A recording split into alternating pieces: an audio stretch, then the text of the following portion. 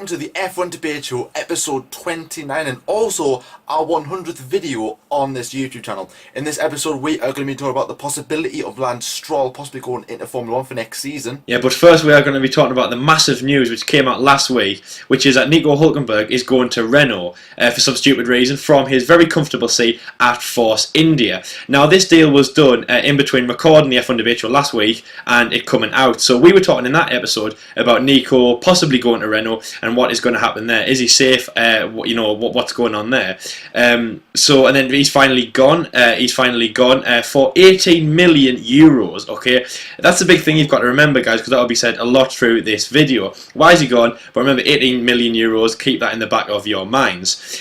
So when he went last week, there was statements by the team, by Force India, and by Nico Hülkenberg himself. Now we'll start with what the team said. Now the team was saying that they were very sad to see Nico Hülkenberg go. Obviously, he's been with the team for many years. They know his.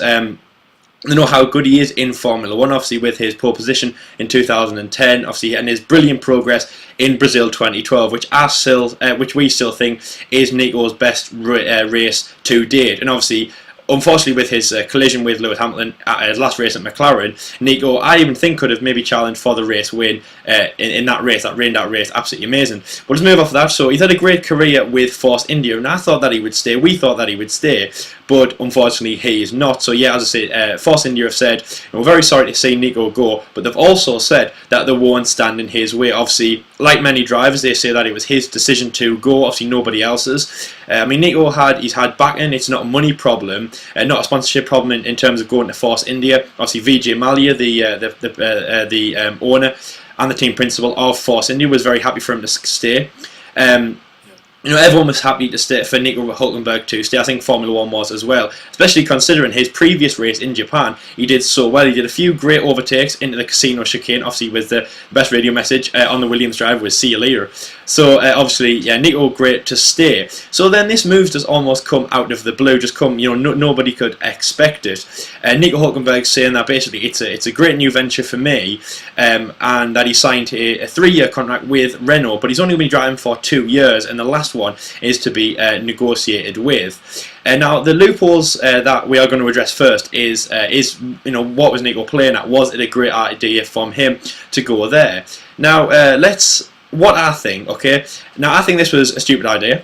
Because it wasn't even on the table, okay? So remember, you've got Force India, okay, a team that he's been for many years. Obviously, they rescued him after 2010, obviously after he was sacked by Williams, after a pretty good season, obviously his first pole position as well. So after that good season that he had, obviously he was let go from them, taken on by Force India. He went to Sauber, didn't do too well at there, but then almost did an indirect trading places with Adrian Sutil and returned back to Force India. Since then, he's had a good career in Formula 1, but obviously I think one of his best achievements was obviously lifting the WEC 24-hour Le Mans Cup with his teammates at Porsche, which was absolutely amazing. He did that alongside his Formula 1 career, which has never been done since Jim Clark. Jim Clark, I forgot what motorsport event it was, but he also did something like that alongside Formula 1. I think it was the Indy 500. Yeah, something like that. So obviously he was the first driver since Jim Clark, obviously JT's favourite driver, which means a lot. It's a great start in Formula 1, especially for Nico to hold, because that's absolutely fantastic to do. So the options on the table were from to stay at Force India or to go to Porsche or the WEC. Now, Renault was never even talked about. Talks broke down a few weeks ago as JT and myself were talking about it. It was a rumour that obviously got bigger and bigger and bigger and bigger in the paddock. But because of Sergio Perez, obviously people were talking about, is Sergio going to stay at Force India? That kind of beat us to it in the paddock. Now, yeah, obviously he's gone to Renault. Now, the few big things to tell you about, obviously, so you can make your mind up whether this was a good decision or not. Okay, so Nico Hülkenberg, his wage at Force India for this year was 5 million euros, okay? He's done a deal with Renault, and also to be paid in the 2017 season 18 million euros. Okay, so then you can just see there that the 13 million euros more going into his pocket, isn't the JT? So obviously that's probably one of the biggest things. Everyone, obviously, if you saw that meme that JT made a few days ago, or last week even. That was, that shows what he did. So yeah, see that there were 13 million euros more in Nico's pocket, but you just can't believe that he's actually done that. Has he ever been a driver to kind of chase after the money and to do things like that? So this move was unexpected, all for the money. I can't see any other way around it. And I've got to say, I think a lot of people will be annoyed at Nico. The preview and the US Grand Prix preview, we talked about, I said anyway, that Nico, basically this is a terrible mistake. And if he gets booed in the race, then, don't blame me, because I kind of said that he might. So JT, okay, so we said that this move came out of the blue. Obviously, two cards he had on the table he could have played were Force India or the WEC, Porsche, and he's gone for Renault. That is like choosing. He could have either chosen Plan A, Plan B, but instead he's gone for Plan W. Just something random, something that nobody else is doing. That's like, right, go left, or go around the corner and back to where you came from. I can't think of a terrible analogy, but it is literally, as JT said, it's just completely random. So it's that, it came out of the blue. He must have annoyed a lot of people, but the biggest thing is, from that, it's the money. 13 million euros difference between his wage at Force India and his wage at Renault. So can you believe this? What do you think Nico has done this move for? Because it can't be to chase fame, because we all know the comparison between Force India, obviously beating Williams in the Constructors' Championship, a great car this year. Remember, Sergio Perez won the Driver of the Day award twice, and Nico Hulkenberg, possibly he was in contention for a lot of those times. And obviously Renault, other end of the spectrum, doing terrible, bad car, very, very, very little points. So JT, come on, why has Nico done this? Well, it's obviously for the money. As LC just said, 30 million difference in wages because from Force India into Renault as well. And it's a bit random because, Renault was supposed to be in financial problems when they first came into Formula 1, unless they paid off all their debts and everything. I don't know what's going on behind the scenes there, but it's just really unexpected, because I'm thinking, right, Hulkenberg staying. As we said in the Big Debate episode 2, we said Hulkenberg was staying because we thought he was staying. And then next thing you know, oh wait, he's going to Renault. Well, what? He was linked with it, rumoured. We were like, nah, come on, he won't go to Renault. And then he goes to Renault, and it's like, you're leaving Force India for Renault. And a lot of people have been comparing this to when Lewis Hamilton left McLaren for Mercedes, and everyone was a bit like, well, you've just clearly gone for the money. And now look what's happened. He's won 2 World Championships, and he's very close to winning the 3rd. But I don't think this is going to play out the same effect. A lot of people are saying that, for some reason, that Renault are going to have a good season next season, and I'm like, let's not jump to conclusions just yet, because Renault to go from where they are to beat Force India, that's going to take a lot of effort and a lot of hard work throughout the winter to achieve that. And I don't think Renault are going to do spectacular things next season. There might be a better team next season. I'm not saying that they're going to be a bad team, but Renault do need to work hard to actually ensure that Hulkenberg has actually made the right move, and maybe to go forth not only with Hulkenberg for his Formula 1 career, but for Renault as a team in itself, because we know how good Renault were back in the day. Obviously, Alonso winning championships with them as well. Obviously, they speak of Benetton as well. Then they had Renault back in the 80s as well. They were successful then, so that name needs to be continued forward. But ever since the V6s came into power, they haven't been the same ever since. So it is bad, and I think it's only for money. That was it. So that's the only conclusion I can come up with. But now Hulkenberg has gone to Renault. That's it.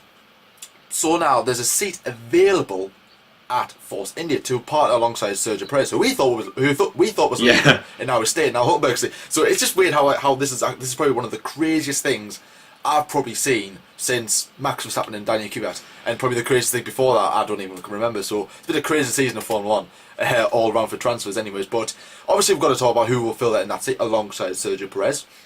There has been some rumours. Obviously, big ones such as Esteban Ocon has been rumoured, as well as Pascal Wehrlein from Manor has been rumoured with that seat. Obviously, the Mercedes link there. And also, the development drivers, Alfonso Celis Jr. and Nikita Merzban, I think that's how you pronounce his name, I believe. I think they'll all be in contention, as well as a few others who will probably spur. But I think they're the big 4 who could fill in that seat. And if I had it my way, I would choose Alfonso Celis Jr. because he's Mexican. and obviously Sergio Perez is Mexican, so I think that the team chemistry there would be really, really good. Look what happened when Jenson Button and Lewis Hamilton were a teammates at McLaren. It was good, but obviously it wasn't as successful as they wanted it to be because Red Bull dominated the year. But it was a good partner. It was a good teamwork, good team spirit, and this could also play about the same as well. Both from the same country, both obviously speak the same language and everything. And then obviously when they go to the Mexican Grand Prix, it's going to be even better. So obviously, what more? Who else would they go for apart from Alfonso Salas Jr.? Obviously, to partner with Sergio Perez, who would be a Mexican. So obviously, LC, they're the big four. I think who would be in contention. I would probably say Alfonso Salas Jr. would probably be. I would say chosen for that seat. So who would you think? Do you know anybody else that would be rumoured, or do you think? I know who would be out of them four. Who I would think would be in that seat. You think I'm really not sure, JT. Now, obviously, the talk is about who will, as you say, who will fill his seat. But it's also who Nico will be replacing at Renault, and then who also will be alongside Nico Hülkenberg at Renault.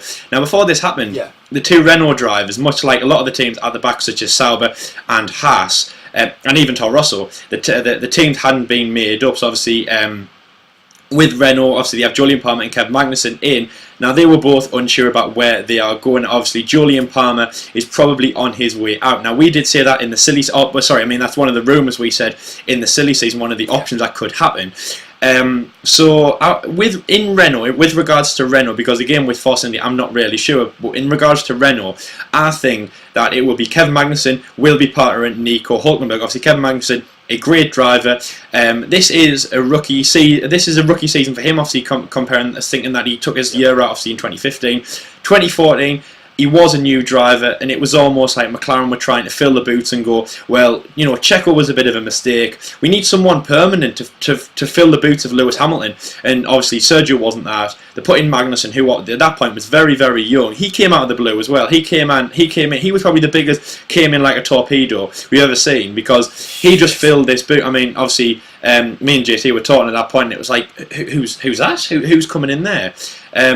He did impress, but obviously this year he was in Formula 1, he was to stay. He was put up for a seat very, very early, so we were thinking, oh come on, this is going to be a good guy to watch. So for Renault anyway, I'm thinking it's going to be Kevin Magnussen alongside Nico Hülkenberg.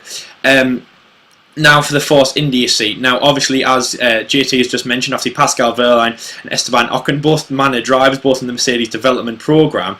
Now Force India use Mercedes engine. They're a works team for Mercedes, so again that could have an effect on them. Just using those two names as an example, remember there was talks about them going to Renault. Now Renault, I'm not sure what their partnership is with Mercedes. I don't think they have any, and obviously Renault don't really want to be a works team. They're the main manufacturer of engines such as what they have supplied to Red Bull, and obviously what they will do to Toro Rosso next year.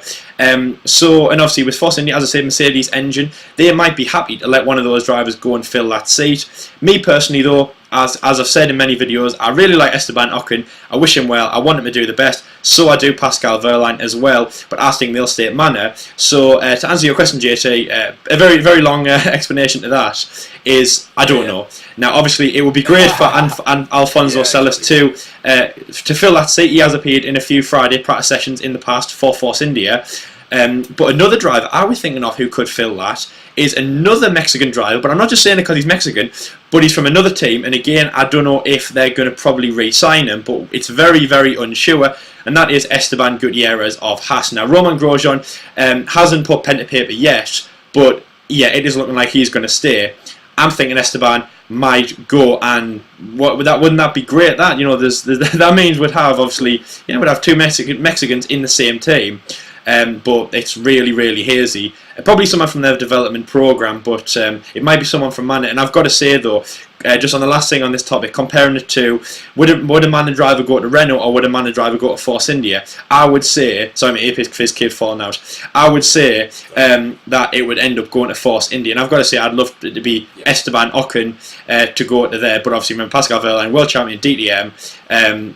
And yeah, so I'm just going to say that would be great to see, but we have no idea. As JT says before, this is the silliest season I think we've had in a very, very, very, very, very long time. Absolutely it's unbelievable. Mental. it has been a really, really crazy season in terms of transfers so far, and obviously this is just throwing more fuel into the fire. So, from one transfer to another, obviously we're going to talk about the Williams development driver Lance Stroll, who is heavily linked to filling that vacant seat at Williams, obviously filling in for the retiring Felipe Massa. Now, in the news this week, that is his father, Lawrence Stroll, who is a multi-millionaire in Canada. Obviously, that's how he funds for his son's progress into Formula 1. Has said that he is going into Formula. He's confirmed he is going to Formula 1 next season. He hasn't said where, but we all know where he's going. Yeah. It's obviously Williams. And as we said in past episodes, that apparently Lance Stroll can't sign with Williams yet because apparently of his issue that he can't drink martini, which I think is ridiculous, if I'm honest with you, if that actually is the case. But and the weird thing is though, he's only 17 years old. He'd be one of the youngest drivers ever in Formula 1. That'll be another F1 driver younger than us, Elsie. Yeah, that's unbelievable. That is mental, F1. Obviously Canadian as well, so I think it'll be one of the. I don't know who was the last Canadian driver. I think it was Jacques Villeneuve. Yeah. Was he the last? I think he Canadian was, F1 and obviously driver, world so champion as well. So as far as I'm aware, I think that was him. Obviously, I could be wrong, but I'm JT. JT's always wrong. Exactly. And what he has achieved so much in it. Well, in his short career in motorsport. I mean, he's currently competing in the European Formula 3 series, and he's won it this season. So obviously, he's done that. He won the Toyota Racing Series last season when he competed in that, and also he won the Florida Winter Series in 2014. So he's won something every single year. So it would be weird to come into Formula 1 next season, say, and then Williams have got a very nice car ready for him, and then he can just jump in there and go, right, I'll just go off and obviously do my thing and possibly win a race. And Bottas and Massa would be like, are you kidding me? Seriously, we've been here for like ages, fighting our guts out to win a team. This kid comes along and wins in Australia or something. That would be a really good achievement. So obviously heavily backed as well. So that's what mainly we'll probably sign him as to why. Yeah. But obviously, at least not coming just for money. Probably about 70%, I would say. If I would say throughout for this deal, because he's obviously I mean, look at the stats. They are very, very impressive. You know what I mean? So again, he's got racing heritage in his blood as well. He's very talented as well. Big upcoming driver in Lance Stroll, and maybe he might even stroll himself into Formula 1. You never know. Obviously, use that. Meme guy. That was very, very good. So. LC, we'll have talked about Lance Stroll before when we talked about him in the Big Debate episode 2. Now, obviously, with his dad coming out, confirming he's going into Formula 1, do you think he is going to Williams? Or maybe do you think, hang on, well, obviously, I'm not saying anything yet, but he might go to Force India. Yeah, he could do. That's... Who knows? Yeah. I don't know. I'm not saying anything because, well, I've already said he will be going to Williams. I know he will be, but obviously, we said that about Nico Hülkenberg, and look what happened. I know. Where do you think Lance Stroll is? It's curse of the F1 debate, isn't it, JT? We say something and then the other thing happens. Remember when we obviously the biggest proof of the pudding that you need obviously was last F1 debate show, but then also when we said things like Max is going to Red Bull or how this is a terrible mistake. But anyway, getting back onto Lance, JT, obviously it's absolutely fantastic, absolutely unbelievable that from him. You know how I said in the preview, obviously it was Kimi Raikkonen's 37th birthday on Monday, and I said that Kimi Raikkonen was almost double the age of Max Verstappen and Esteban Ocon. Well, if Lance Stroll gets into Formula 1, Kimi Raikkonen will be more than double, because obviously that's 36, double 17 is 36. I think, isn't it? Yes, I think it is. It's math in my head. Come on, guys. But obviously, so yeah, Kimi Raikkonen will feel very old if he's still. Well, he will. He will be in. So he will be in. Yeah, be partnering him, and that would be amazing. I mean, yes, obviously there is a bit of a side of money, but Williams has never been this team that have been always after money. You know, that have obviously been struggling with sponsorship and things like that. Or they might do if they lose Martini, because Martini might turn around and go, well, you know, Valtteri Bottas can drink us, Lance Stroll can't, so they might stroll away. We're gonna go to Ferrari. Yeah, Martini Ferrari. Actually, that sounds really cool. I like the idea. Martini Scuderia Ferrari. Oh, Martini. Kim Raikkonen would. Kim Raikkonen would. Heineken Heineken Martini. He would like that. Anyway, come on, man. Back on the Lance Stroll. So obviously that would be great for them. I don't know if it's all about the money, but I mean, wouldn't it be great to have a rich dad or something, you know, to fund you through motorsport? So that would be really good. But yeah, I mean, obviously there's been a lot of talk that him going to Williams. Obviously, it's also boosting that kind of the North American side of it. And obviously, yeah, you know, Canada, as you say, JT, I'm pretty sure that the last driver, you're right, was Jacques Villeneuve, and obviously the world champion as well. It'd be great to see them. Obviously, going to the Canadian Grand Prix will be amazing for that. And also, it's just North America. You know, there's not much Formula One vibe around there, and there would be from Lance, as we said in the preview, which was obviously US being the next race. So it just is really great to see from him. But another thing that JD said is, yeah, will he go to Force India? No, he won't. He might do, though. We're not going to say anything. He might not. Just, if we say yes, crop this bit out and say we said yes, if it happens. If we say no, crop that bit out and say we said no, because, you know, come on, guys. Because we don't know. Enough. I mean, I'm actually scared to say anything, because whatever we said Hulkenberg was going to stay, but it's absolutely mad. It would be fantastic to see Lance in that seat. But I always remember, though, JT, the last thing to mention with Williams is I remember when we were standing there on stage watching JB get interviewed by Rob Smedley and Susie Wolf and said, "Are you going to Williams next year?" And what he said, something like, "Are you having it? Like, that's the biggest laugh I've ever heard," or something like that. Was it? Well, I think first he said like, "Oh, I know." Oh, I don't. That's it. I don't. First off, I don't believe you. It's true. It was true. Come on, Jensen, come through the door. Jensen, but please believe. Come on, Jensen. But Lance, it'll be a very good one. It will be great to see you in that car. I mean, and just another 17-year-old JT, as you mentioned.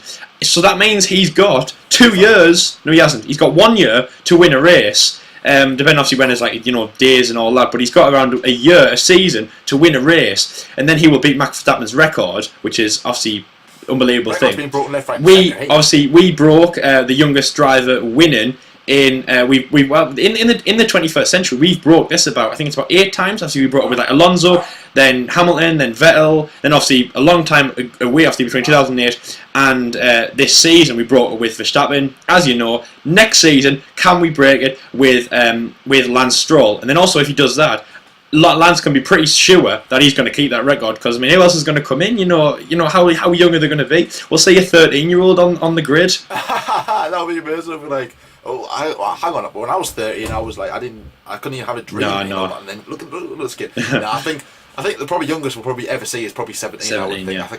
I mean, 16 is.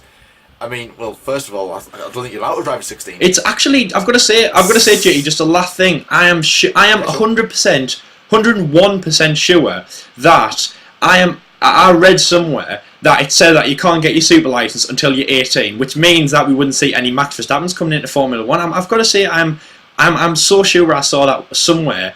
Depending on Lance Stroll's birthday, I mean, I've got to say, I mean, obviously there's a few months before he gets in, you know, but I don't know. I don't know anymore. I think his birthday is actually the end of this month. Well, there we go then. Yeah. It will be 18 years old, so obviously that would actually count. I think Max Verstappen was 18 when he first entered Formula 1. Yeah, but he was 17, yeah. 17 with Toro Rosso, yeah, that's right. So obviously you just got lucky there. So Lance Stroll won't be the youngest driver to compete in Formula 1, but also, as like Elsie said, it could be the youngest driver to actually win a race. He could. So I mean, that'd be amazing. Amazing. Absolutely. So the last thing to move on to is Lewis Hamilton is going to be in Call of Duty. Oh yes, come on, you can't beat that. That is the most pointless headline I'm going to mention. We're not going to talk about the guys. No, no. But also, and Elsie, that is our 100th video. On our I know, it is absolutely amazing. Obviously, we have to take this time and say, obviously, thank you very much to everyone out there who has taken the time to watch every single video we have made. If you want to go and refresh your mind, obviously go all the way back to, I think it's about 8 months now, and go watch the first episode. Yeah. Obviously, JT starts. It's on just a desktop recording, and it just says JT, and obviously it was proper basic. He calls me by my old Facebook like page name, but obviously it then turned to LC. But I mean, come on, 100. Which we will mention probably something in the. Oh yeah, it'll come soon. So stick around to find out. But JT, I mean, we've got to take this time just to talk about 100. Exactly. I mean, we have done 100. I mean, there might have only been small. Some of them have been the radio messages. Yes, we've had problems in the past. I mean, obviously, I think since obviously from that transition, obviously between like the British Grand Prix with the failure of British Week, from Britain, obviously Hungary, Germany, all through the summer break. That was probably our darkest moment, but I mean, I'm so proud of 100, aren't I, JC? And obviously, thank you all the fans for watching our 100 videos of ours.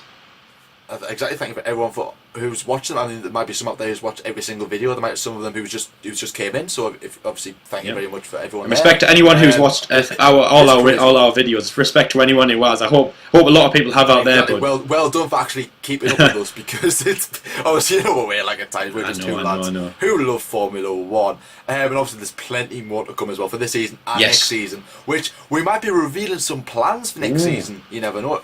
And for the rest of this season, so obviously stick around for the rest of the season and for the end of the season as well. Plans and a half. We've got plans and a half. You will have to stick around to do that. Please stick around. But anyway, guys, we're going to wrap up this episode. Thank you very much for watching. Don't forget to like this video and subscribe as well. Comment below as well if you want to discuss anything Formula One. Also interact with us on Twitter as well at F1_DS16. Use hashtag F1DebateShow as well. But anyway, guys, thank you very much for watching, and we'll see you later. Thanks for watching, guys. See you later.